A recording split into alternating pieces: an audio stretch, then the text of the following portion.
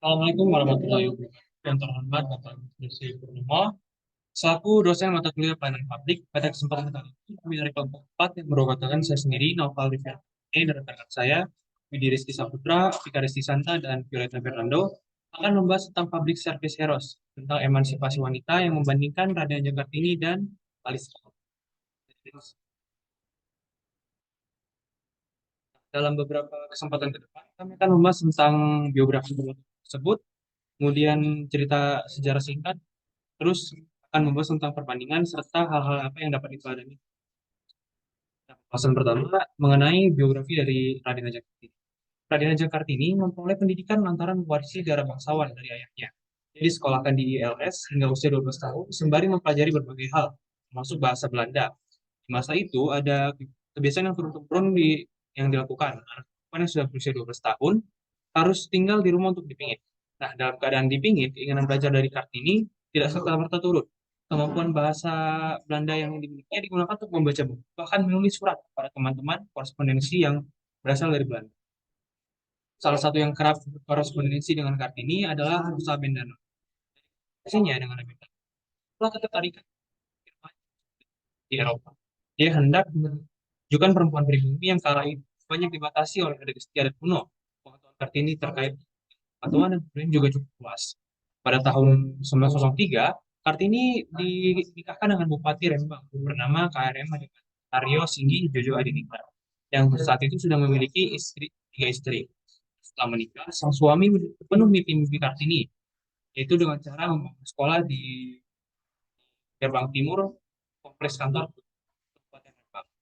Usai kematian, surat-surat Kartini dikumpulkan dan di sebuah buku berjudul Habis Gelap Terbit Terang. Salah satu temannya Mr. Abedaro itu sendiri. Yang saat itu jabat seperti menjadi Menteri Kebudayaan, Agama, Kerajinan Hindia Belanda. Ini diterbitkan pada tahun 1911 dengan bahasa Belanda, sehingga tak banyak warga ini yang bisa membaca. Di biografi tentang Alis akan dijelaskan oleh Dr. Baik, saya akan menjelaskan mengenai Alice Paul. Alice Paul lahir pada 11 Januari 1885 dan wafat pada 9 Juli 1970.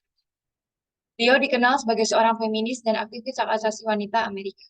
Beliau lahir dari ayah bernama William. William adalah seorang pengusaha pada suatu perusahaan besar dan ibunya bernama Tasi.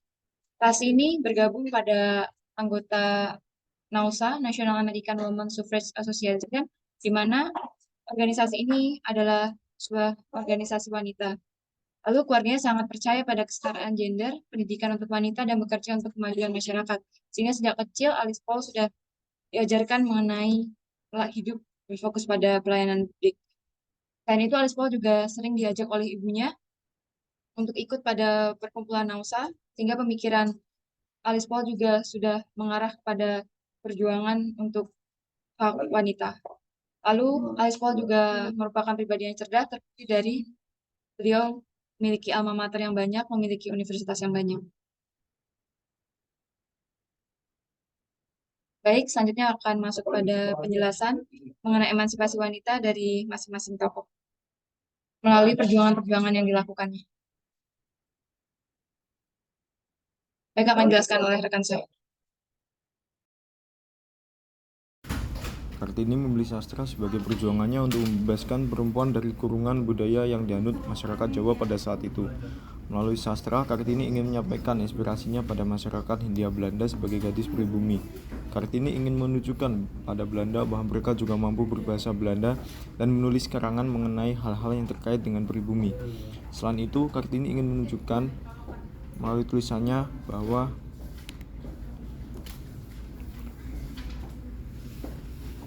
ada sebagai bentuk perjuangan seorang perempuan untuk bisa dapat pengakuan dari masyarakat bahwa mereka itu bisa.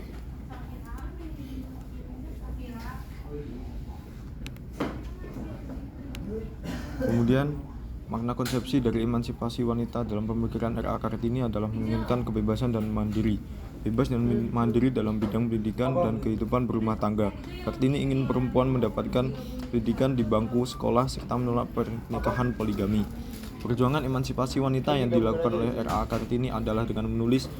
Melalui tulisan, Kartini ingin menyampaikan pesona kebudayaan Jawa dan menunjukkan pada Belanda serta masyarakat pada umumnya bahwa perempuan juga dapat berprestasi. Kehidupan Kartini sebagai anak saudara kurang lebihnya banyak mempengaruhi pemikirannya termasuk dalam konsep emansipasi wanita. Kebebasannya dalam berpikir menjadikan Kartini berpikir rasional terhadap adat istiadat yang mengekang kebebasan perempuan.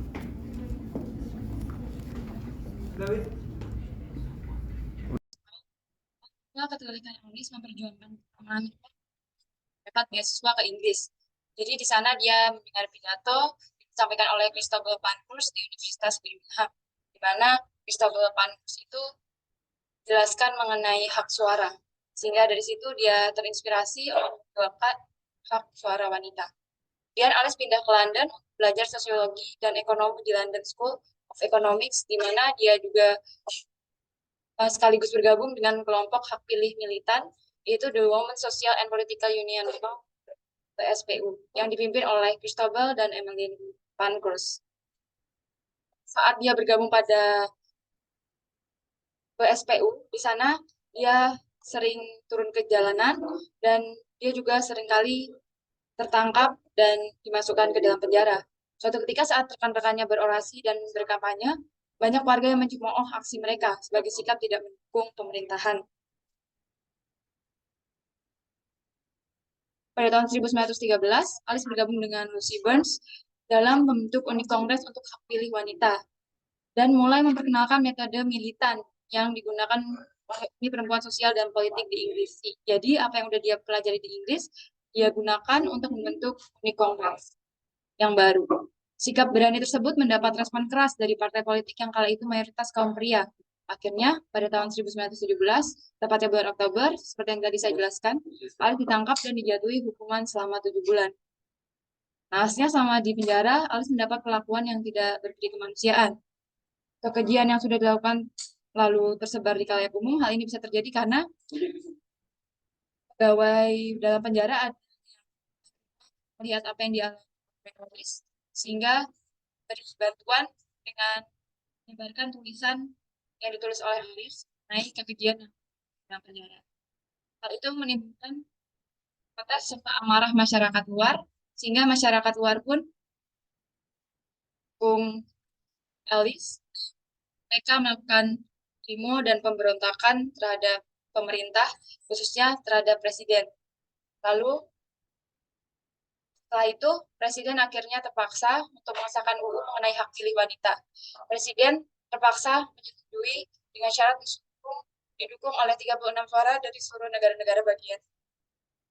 Pada bulan Januari 1918, lalu akhirnya Alice dibebaskan dengan didukung pernyataan Presiden Woodrow Wilson yang mengatakan bahwa hak pilih itu sangat dibutuhkan. Pada tanggal 18 Agustus 1920, negara bagian Tennessee meratifikasi amandemen ke-19. Lalu 6 hari kemudian, Sekretaris Negara Colby mensahkannya, sehingga perempuan Amerika mendapatkan hak pilih setelah pertempuran 3 tahun. Dan akhirnya 26 Agustus ditetapkan sebagai Hari Kesetaraan Perempuan di Amerika Serikat. Kemudian hal-hal yang dapat diteladani dari kedua tokoh. Yang pertama, R.A. Kartini, tokoh penting dalam sejarah Indonesia, dikenal dengan advokasi hak perempuan dan pendidikan. Beberapa nilai-nilai yang dapat diambil dari kehidupan dan karyanya antara lain yang pertama itu kesetaraan gender. Kartini percaya bahwa perempuan sama dengan laki-laki dan harus memiliki hak dan kesempatan yang sama. Kemudian termasuk pendidikan dan kemampuan untuk mengejar karir, minat, dan mereka sendiri. 2. Pendidikan. Kartini melihat pendidikan sebagai sarana untuk memberdayakan perempuan dan membantu mereka menjadi anggota masyarakat yang mandiri dan produktif. Yang ketiga, empati dan kasih sayang. Kartini memiliki rasa empati yang mendalam terhadap nasib perempuan di masyarakat dan bekerja untuk meningkatkan kehidupan mereka, bahkan dengan menghadapi banyak tantangan dan pengorbanan pribadi. 4. Ketekunan. Meskipun menghadapi banyak hambatan termasuk norma sosial dan kebudayaan yang membatasi kesempatan perempuan, Kartini tetap berkomitmen pada tujuannya dan bekerja tanpa lelah untuk mencapainya. Yang kelima, kepemimpinan. Kartini adalah seorang pemimpin yang kuat menginspirasi orang lain untuk bergabung dengannya dalam perjuangan hak perempuan dan pendidikan, dan ia terus menjadi panutan bagi banyak orang hingga saat ini. Kemudian yang kedua, Alice Paul, tokoh terkemuka dalam gerakan hak suara perempuan di Amerika Serikat. Yang pertama, yaitu keberanian. Alice Paul adalah seorang pemimpin yang berani dan siap untuk mengambil tindakan berani untuk memperjuangkan hak suara perempuan, termasuk mogok makan dan menahan perlakuan kasar di penjara. Ketekunan, meskipun menghadapi banyak rintangan dan hambatan, Paul tetap berdedikasi untuk memperjuangkan hak suara perempuan dan terus bekerja keras untuk mencapainya.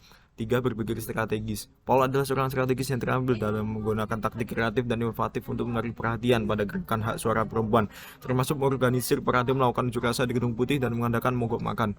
Yang keempat, inklusivitas. Paul menyadari bahwa gerakan hak suara perempuan perlu inklusif bagi semua perempuan, terlepas dari ras, entitas, atau kelas ekonomi sosial mereka.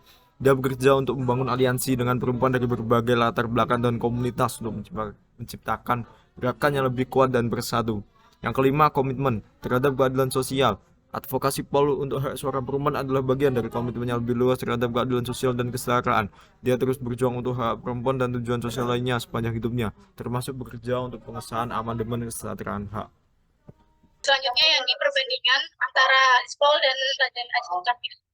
Yang pertama, perbedaannya Alice Paul ini bergerak dalam bidang politik dan hak suara.